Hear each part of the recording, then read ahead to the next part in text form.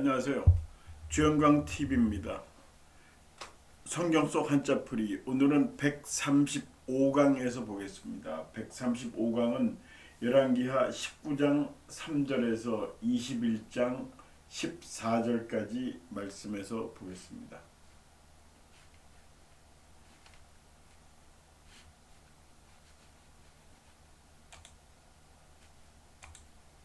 처음에 나오는 한자어는 환란입니다. 열왕기하 19장 3절 본문 말씀 읽어드리겠습니다. 그들이 이사야에게 이르되 히스기야의 말씀이 오늘은 환란과 징벌과 모욕의 날이라 아이를 낳을 때가 되었으나 해산할 힘이 없도다. 자, 여기서 환란이라는 거, 어려움이라는 거 아시죠? 환란. 성경엔 환란이라는 말이 좀 비교적 많이 나오더라고요. 그래서 환은 어려울 환, 난은 난이죠. 어지러울 난, 환부, 환자 그렇게 쓰입니다. 그래서 식자우환이다. 이제 여기서 예문을 드려드렸죠. 그래서 식자라는 거는 이제 아는 사람, 아는 글자가 환을 일으켰다. 그러니까 모르면 괜찮은데 글자를 알면서 오히려 이게 난이 돼, 환란이 됐다, 환이 됐다, 이게 병이 됐다. 차라리 모르고 있으면 그런 경우가 있죠. 이게 아는 게 병이다, 너무 알아서 병이 됐다. 그런 얘기를 우리가 하기도 합니다. 식자우환. 그러니까 난에서는 쾌도난마 이런 예문을 들어드렸는데 지금 TV 방송에도 이 쾌도난마라는 그런 프로가 있죠. 이거는 뭐냐면 중국의 어떤 동이라는 나라가 있었는데요. 그 나라에서 어떤 사람이 자기 자식 아들 셋을 불러놓고 그 얽힌 실타래를 풀어보라고 그랬대요. 근데 아들 셋 중에 둘은 막 열심히 그냥 푸는데 굉장히 시간이 오래 걸리죠. 푸는데 그랬더니 어떤 아들 하나는 그거를 그럴 필요 없다고 그러면서 단칼에 그냥 잘 되는 칼이죠. 단칼에 그 실타래를 풀어버렸대. 풀었다기보다는 이제 그거를 칼질을 한 거죠. 그랬더니 아버지는 그게 마음에 들었던 모양입니다. 그래서 그 아들을 인정을 해줬다. 하여튼 그런 옛말이 있습니다. 쾌도난마. 이 쾌도는 잘 드는 칼. 글로 말을 그런 실타래를 풀었다. 그런 뜻입니다. 다음 한자 보겠습니다. 만국입니다. 열왕기하 19장 15절의 말씀에서 보겠습니다. 그 앞에서 히스기야가 기도하여 이르되 그룹들 위에 계신 이스라엘의 하나님 여호와여, 주는 천하 만국의 홀로 하나님이시라. 주께서 천지를 만드셨나이다. 자, 만국이다. 만국은 만나라 그런 타입보다 이제 온 세상을 얘기한다고 봐야 되겠죠. 그래서 이제 일만만자인데 유만부동에서 이렇게 예문을 들어줬어요. 유만부동이라는 건 모든 게 같은 것 같지만 만 가지가 같은 게 하나도 없다, 그런 뜻입니다. 유만부동. 그런 뜻이에요. 그 다음에 이제 나라 국자에서는 경술국치. 이제 우리나라가 1910년도에 나라를 뺏겼죠. 그래서 그날이 우리나라의 국치일이다 이렇게 잡았습니다. 그래서 국에서는 이 나라 국자에서는 모처럼 말해 우리 경술국치라는 거, 이런 걸 또 당하지 않기 위해서 이런 예문을 한번 들어봤고요. 그리고 이제 우리나라가 IMF를 한번 겪었죠. 그래서 IMF가 났을 때 그것도 우리나라의 제2의 수치일이다. IMF를 당한 것이 그렇게 그때 얘기를 하기도 했습니다. 하여튼 다행히 IMF는 뭐 5년도 안 돼서 극복을 했습니다. 그래서 세계가 또 깜짝 놀랐어요. IMF가 나면은 참 나라가 절단나는 줄 알았더니 불과 5년 만에 저거를 극복했다 해가지고 세계를 놀라게 한 일이 있었습니다. 근데 그 중에 하나가 우리나라 금모기 운동을 했죠. 이건 대단한 성과였고 어떤 세계인의 부러움을 한 몸에 받았습니다. 그런 일이 있어요. 자, 다음 함자 징표입니다. 열왕기하 20장 8절의 말씀을 보겠습니다. 히스기야가 이사에게 이르되 여호와께서 나를 낫게 하시고 3일 만에 여호와의 성전에 올라가게 하실 무슨 징표가 있나이까 하니 무슨 뭐 그런 근거가 될 만한 게 있냐 무슨 징표가 있느냐 하고 이제 물어봤죠. 징표라는 거 가끔씩 우리가 쓰는 말이기도 하죠.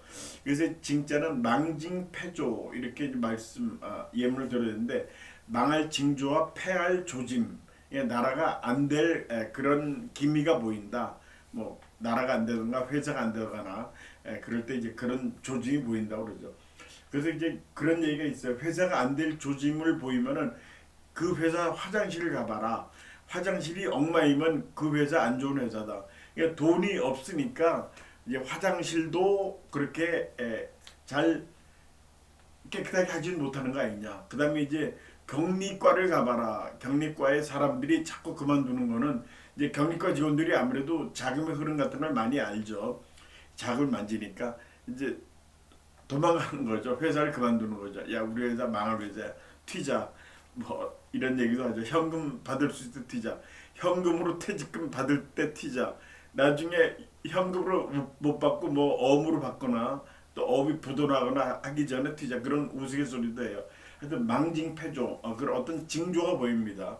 어떤 조직이 무너질 때는 조직이 보입니다. 망징패조에. 그다음에 출사표 표에는 어떤 표시를 내는 건데 출사표 이거는 전쟁 나갈 때 원래 쓰는 말이에요. 우리 국회의원 나갈 때 뭐 누가 홍길동이 출사표를 던졌다 이런 얘기도 하는데 원래는 전쟁 나갈 때 이 사자는 군사의 의미가 있어요. 그래서 우리 이제 사단장 사단 몇 사단에 근무하냐 그런 얘기하죠. 이 스승 사자도 있지만 군대 그런 뜻도 있습니다. 그래서 출사표라는 건 원래 전쟁 나갈 때 그런 다짐을 하는 그런 마음가짐을 다잡는 그런 표시인데 예문 하나 드려봤습니다. 다 맞춰보겠습니다. 10도입니다. 열왕기하 20장 9절의 말씀 보겠습니다.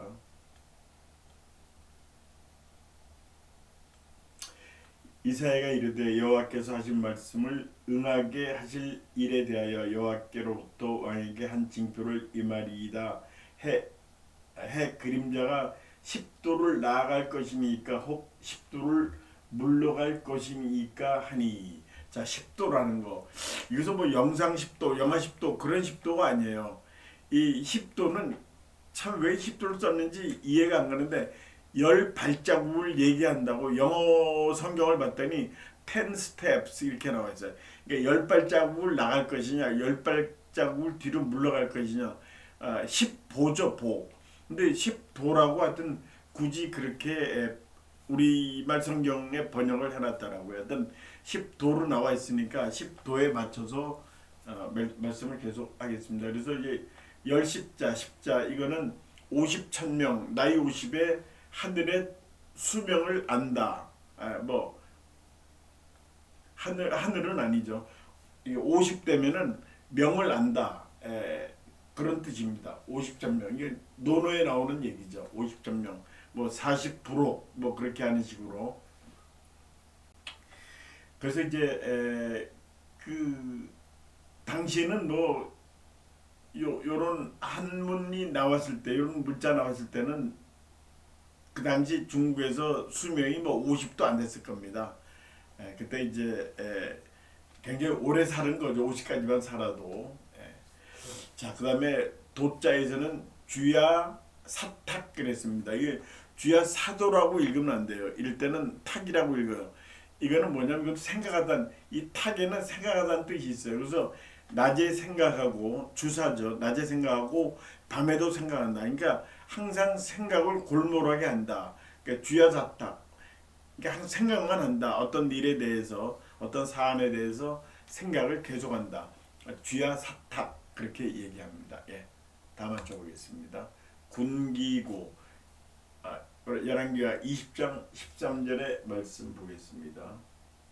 히스기야가 사자들의 말을 듣고 자기 보물고의 금은과 향품과 보배로운 기름과 그의 군기고와 창고의 모든 것을 다 사자에게 보였는데 왕궁과 그의 나라 안에 있는 모든 것 중에서 히스기야가 그 그에게 보이지 아니한 것이 없더라. 여기서 군기고라는 거는 이제 무기고랑 같은 거죠.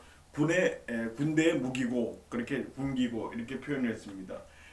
그래서 이제 군에서는 동장군이다. 겨울에 추울 때 동장군이 왔다. 그래서 이제 그 추위를 의인화시켜서 이렇게 얘기를 한 거죠. 동장군이 찾아와서 영하 뭐 15도, 영하 15도면 요새 굉장히 추운 날이죠. 영하 10도만 돼도 춥다고 합니다. 그만큼 이제 온난화가 됐죠. 동장군, 그래서 예문을 드렸고요. 기자는 파기상접이다. 이거는 이제 기는 그릇 기자예요.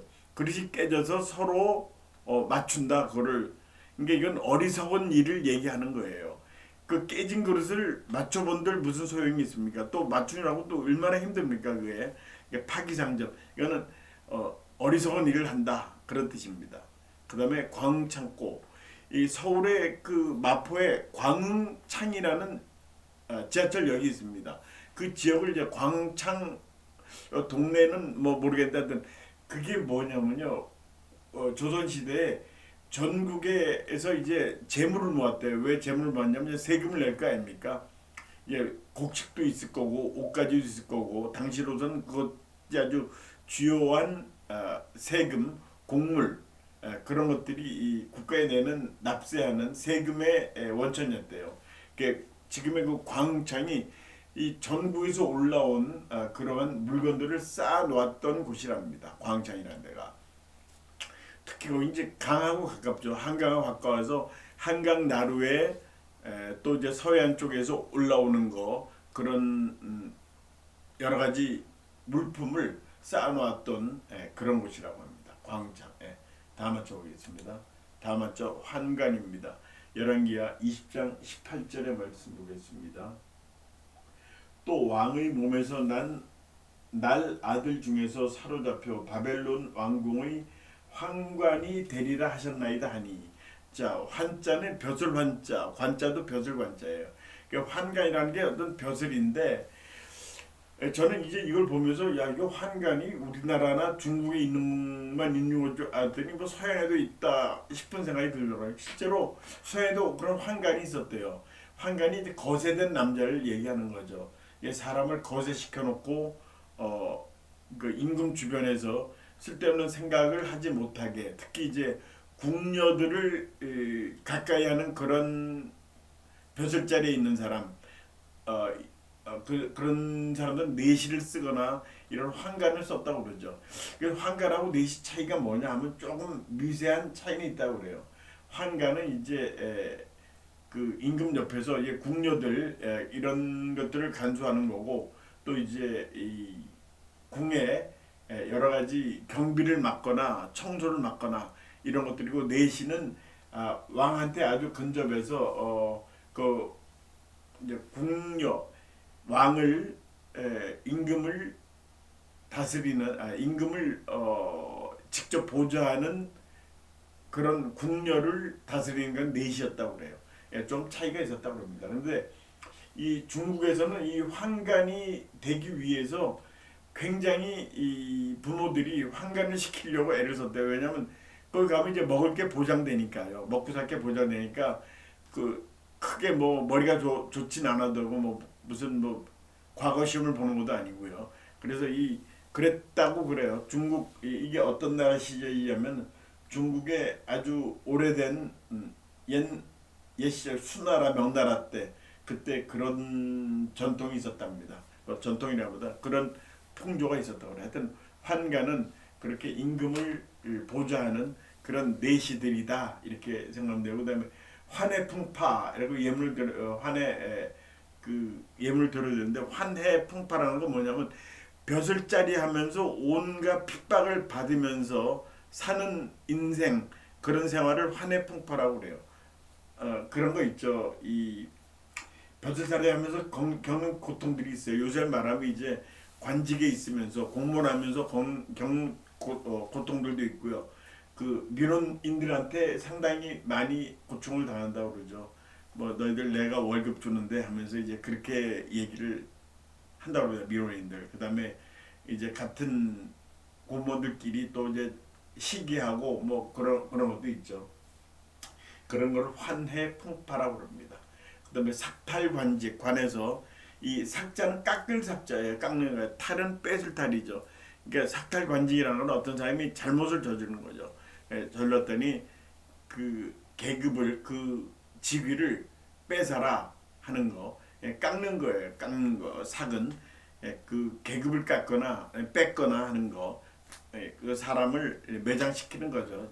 그런 행정사항으로 지나가겠습니다. 다음 한쪽 태평입니다. 열왕기하 20장 19절 말씀. 히스기야가 이사야에게 이르되 당신이 전한 바 여호와의 말씀이 선하니이다 하고 또 이르되 만일 내가 사는 날에 태평과 진실이 있을 텐데 어찌 선하지 아니하리요 하니라. 자, 태평이라는 건 참 사람 태평이다. 그러니까 뭐 자기 집이 어떻게 되든지 뭐 자식이 어떻게 되든지 뭐 이런 거 뭐 관심이 있겠죠. 없진 않겠죠. 태평이다. 그래서 만사태평이다. 참 팔자 좋다. 뭐 그렇게 비유적으로 얘기를 하죠. 하여튼 태평이라는 거는 평안한 시대를 얘기하는 거죠. 그래서 이제 태자에는 이 클태자, 콩태자인데 태백시를 예문으로 들어주세요. 강원도 남쪽에 있는 도시죠. 그래서 이제 여기가 탄광 도시로 굉장히 유명했어요. 근데 이 한창 때는 인구 12만인데 요새는 인구 5만으로 줄었답니다. 이제 탄광이 안 되죠. 또 이제 석탄을 쓰긴 쓴대요. 그래서 하여튼 뭐 인구가 많이 떠났고 그랬더니 이 태백시에서는 현명하게 그곳을 이제 관광 도시로 개발을 하고 있대요. 그래서 관광 자원들로서 이제 그 도시가 운영되고 있는데 석탄 박물관도 그냥 그런 거고요. 또 해발 800m가 되니까 항상 선선한 날씨가 유지된답니다. 그래서 여기는 여름에 열대야 이런 게 없대요. 그래서 여름에 관광객들 오고 그래가지고 요새 이 도시가 운영이 되고 있답니다. 하여튼 태백시 굉장히 물 맑은 도시입니다. 한 번씩 안 가보셨다면 가보십시오. 근데 평자는 양성평, 그러니까 남성하고 여성이 평등하다.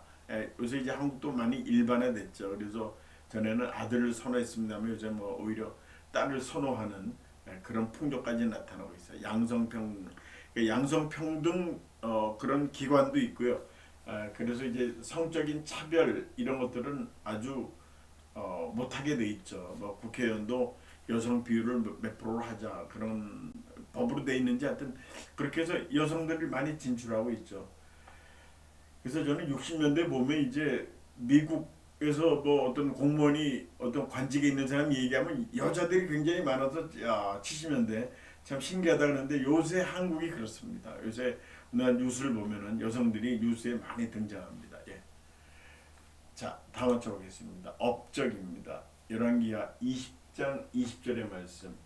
히스기야의 남은 사적과 그의 모든 업적과 저수지와 수도를 만들어 물을 성안으로 끌어들인 일은 유다 왕 역대 지략에 기록되지 아니하였느냐 하고 이제 나오는데 여기 업적이라는 건 어떤 성과를 얘기하는 거죠. 어떤 일에 대한 성과. 그래서 이제 이런 말도 하죠. 업적은 이제 실적이죠. 실적이 깡패다 그런 말 들어보셨나요? 그 모든 조직에서는 특히 영업 조직에서는 이 업적을 많이 낸 사람이 우선이에요. 그래서 이런 회의를 해본 말이죠. 저도 이제 뭐 영업부서 오래 있었는데 실적 좋은 사람이 한마디 하면 그렇습니까 하고 사장이 이제 지켜주고 잘한다 그러고 박수 쳐주고 그러죠. 그 사람이 얘기하면 이제 그 사람 말을 들어주고 그다음에 이제 무슨 얘기를 하면은 실적이 제일 좋은 아무개 부장부터 얘기를 발표를 하겠습니다 하고 하여튼 업적이 깡패다 실적이 깡패다 그리고 이제 계급이 깡패다 이런 얘기도 하죠. 이 뭐 같은 얘기를 하더라도 아무래도 계급 높은 사람한테 우선권이 있죠. 그래서 억울하면 출세해라 그런 노래말 가사도 나오죠.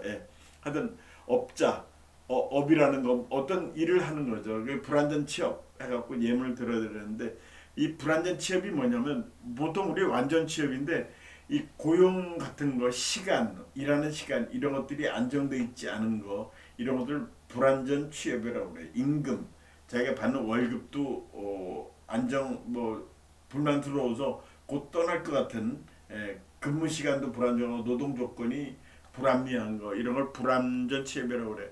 그래서 이제 세상에 없는 게 세 가지가 있다고 그럽니다. 뭐가 없냐면은 자기 마음에 드는 월급은 없다고 그래요. 그 다음에 자기 마음에 드는 직장 상사도 없고요. 또 하나는 자기 마음에 드는 배우자도 없다. 뭐 그런 얘기가 있습니다. 세상에 없는 게 세 가지가 있다. 예.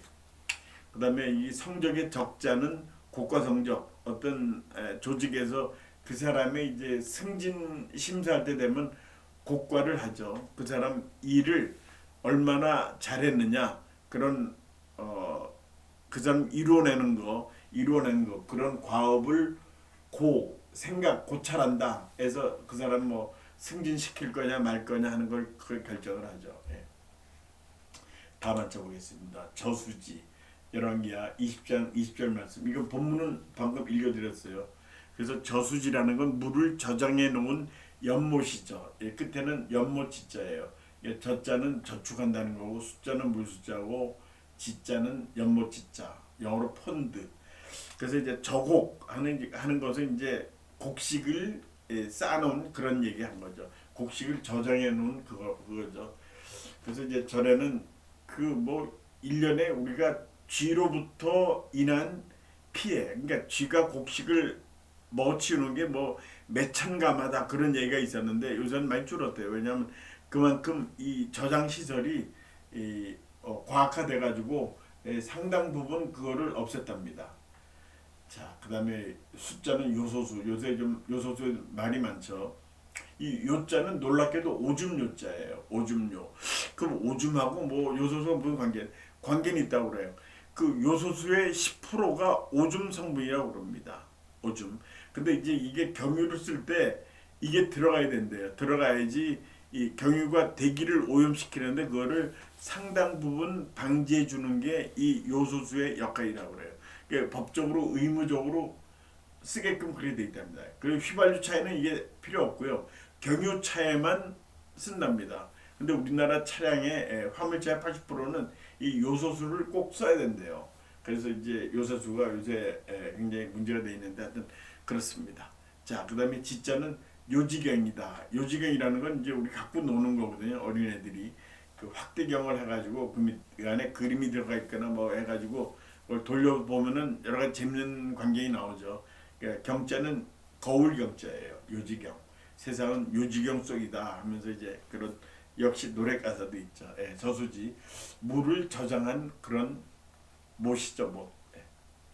자, 다 맞춰보겠습니다. 신임 열왕기하 21장 6절의 말씀 보겠습니다.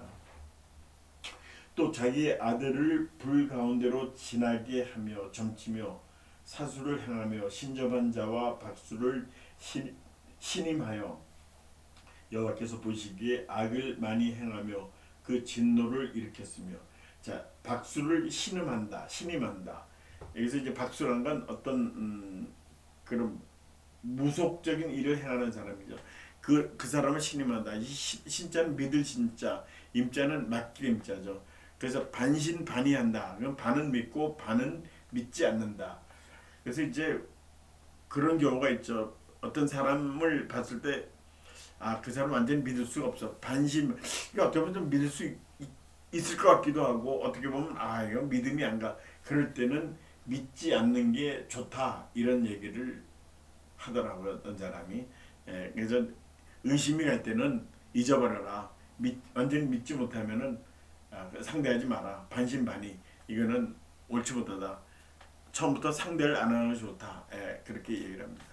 그 다음 임자는 일검지임이다. 맡길 임자인데 이 검은 칼을 쓰는 거죠. 이 검 하나로 임무를 한다. 그래서 이건 이 자객을 얘기하는 거예요. 이게 자자가 이제 찌르고 하는 거 그런 걸 자라고 그러죠. 자상하면 칼로 찔른 상처를 자상이라고 그러죠.